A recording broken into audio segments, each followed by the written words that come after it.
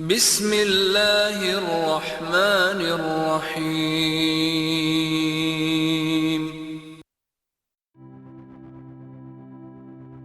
Le sionisme, l'idéologie la plus détestée. Et si tout ce que vous pensiez savoir sur la naissance d'Israël n'était qu'une moitié de l'histoire? Aujourd'hui, le mot sionisme déclenche des passions féroces. Pour les uns, c'est un mouvement de libération. Mais pour la quasi-totalité du reste de la planète, c'est le nom d'une injustice historique majeure. Pourquoi un mouvement qui prétendait sauver un peuple persécuté est-il devenu, pour des milliards de personnes, le symbole même de l'oppression? Pourquoi l'Afrique, l'Asie, l'Amérique latine et une immense partie de la jeunesse mondiale rejettent-elles aujourd'hui ce projet? Ce n'est pas une question de religion. C'est une question de politique, de terre et de colonisation. Préparez-vous. Nous allons explorer l'histoire que vous croyez connaître, pour comprendre pourquoi le monde entier s'oppose à ce mouvement. Une invention européenne. Pour comprendre le rejet mondial du sionisme, il faut d'abord comprendre d'où il vient.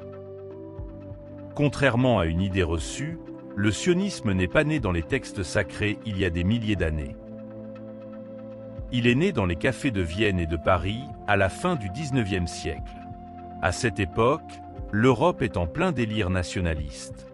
Chaque peuple veut son drapeau, son armée et ses frontières. En même temps, un antisémitisme violent ravage le continent. Les Juifs sont victimes de massacres en Russie et de discrimination en France. C'est là qu'un journaliste, Theodor Herzl, arrive à une conclusion radicale. Les Juifs ne seront jamais en sécurité en Europe. Sa solution? Créer un État-nation sur le modèle européen. Mais voici le premier problème. Le sionisme adoptait les pires habitudes de l'Europe de l'époque, le colonialisme. À la fin du XIXe siècle, les Européens pensent que le monde leur appartient. Ils pensent qu'ils peuvent prendre une terre ailleurs, même si des gens y vivent déjà, pour y installer leurs propres intérêts. Le sionisme est l'enfant de cette époque. Une réponse juste à une persécution européenne, mais avec des méthodes injustes empruntées aux empires coloniaux. Le péché originel, une terre sans peuple. Pourquoi la planète entière crie-t-elle à l'injustice? Tout tient dans un slogan que les fondateurs du sionisme utilisaient, une terre sans peuple pour un peuple sans terre. Ce slogan est le mensonge fondateur qui a braqué le monde contre ce mouvement. En arrivant en Palestine, les dirigeants sionistes n'ont pas trouvé un désert vide. Ils ont trouvé une société vibrante. Des paysans, des intellectuels, des artistes, des familles qui vivaient là depuis des siècles. Le monde arabe, puis plus tard l'Afrique et l'Asie, ont vu cela pour ce que c'était, une invasion. On ne peut pas prétendre libérer un peuple en effaçant l'existence d'un autre. Le rejet mondial du sionisme commence ici, dans le refus de l'humanité d'accepter qu'on puisse traiter un peuple autochtone comme s'il n'existait pas. C'est ce qu'on appelle le colonialisme de peuplement. Contrairement aux colonies classiques où l'on vient chercher des ressources, ici, on vient pour remplacer la population. C'est ce point précis qui rend le sionisme inacceptable pour la quasi-totalité du Sud global, qui a lui-même souffert de la colonisation européenne. Pourquoi le monde ne lâche pas l'affaire? Si vous demandez aujourd'hui à un étudiant à Johannesburg, à Mexico ou à Jakarta pourquoi il est contre le sionisme, il ne vous parlera pas de théologie. Il vous parlera de droits de l'homme. Le monde a changé après 1945. Nous avons décidé que les droits devaient être universels. Or, le sionisme repose sur un principe différent, l'ethnonationalisme. C'est l'idée que l'État appartient à un groupe religieux ou ethnique spécifique, et non à tous ses citoyens à égalité. Pour beaucoup, c'est un retour en arrière. C'est le contraire de la démocratie moderne.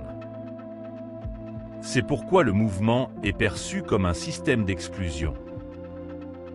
De plus, Le sionisme s'est toujours appuyé sur les grandes puissances impériales, d'abord le Royaume-Uni, puis les États-Unis. Pour les pays qui se sont battus pour leur indépendance contre ces mêmes puissances, le sionisme est vu comme le dernier bastion de l'Occident au cœur de l'Orient. C'est une lutte symbolique. Pour la majorité de la planète, s'opposer au sionisme, c'est s'opposer à la domination de l'Occident sur le reste du monde. La fracture est le secret. Pour finir, il faut comprendre une chose essentielle. Cette opposition n'est pas seulement extérieure. Elle a toujours existé au sein même du monde juif. Au début, la majorité des rabbins et des intellectuels juifs étaient contre le sionisme. Ils craignaient que transformer le judaïsme en un projet politique et militaire ne détruise l'âme même de leur religion. Aujourd'hui, nous voyons cette fracture revenir plus forte que jamais. Des millions de personnes à travers le monde disent « On ne peut pas construire la sécurité des uns sur le malheur des autres ». Le sionisme est contesté parce qu'il est né d'une erreur de calcul historique. Croire qu'on pouvait résoudre le problème de l'antisémitisme européen en créant un nouveau problème colonial au Moyen-Orient. Mais si ce mouvement est si critiqué, comment a-t-il pu devenir si puissant ? Comment a-t-il réussi à s'imposer malgré l'opposition de la planète?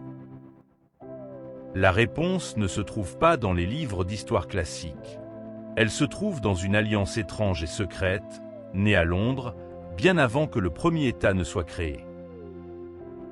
Une alliance qui n'avait rien à voir avec la sécurité des Juifs, mais tout à voir avec une prophétie sombre et un plan de domination mondiale. Nous avons été habitués à voir ce conflit comme une lutte locale pour une bande de terre. Mais la vérité est bien plus vaste et bien plus dérangeante. Le destin du peuple juif et celui du peuple palestinien ont été scellés dans les salons feutrés de l'aristocratie britannique par des hommes qui ne parlaient ni hébreu ni arabe, mais qui parlaient le langage de l'Empire et des prophéties apocalyptiques. Ils ont allumé une mèche qui brûle encore aujourd'hui, non pas par humanité, mais par calcul messianique. Dans la prochaine vidéo, nous allons ouvrir le dossier le plus explosif de l'histoire moderne, la déclaration Balfour. Nous allons décoder ces 67 mots qui ont offert une terre qu'ils n'avaient pas à un peuple qu'ils ne voulaient pas chez eux. Préparez-vous à découvrir comment une simple lettre a pu servir de masque à un projet où les Juifs n'étaient, dès le départ, que les pions d'un scénario terrifiant. Merci d'être resté jusqu'au bout. Si cette vidéo vous a éclairé, n'hésitez pas à vous abonner dès maintenant pour ne rien rater. Et cliquez sur les vidéos affichées pour continuer à explorer. Portez-vous bien et à très bientôt.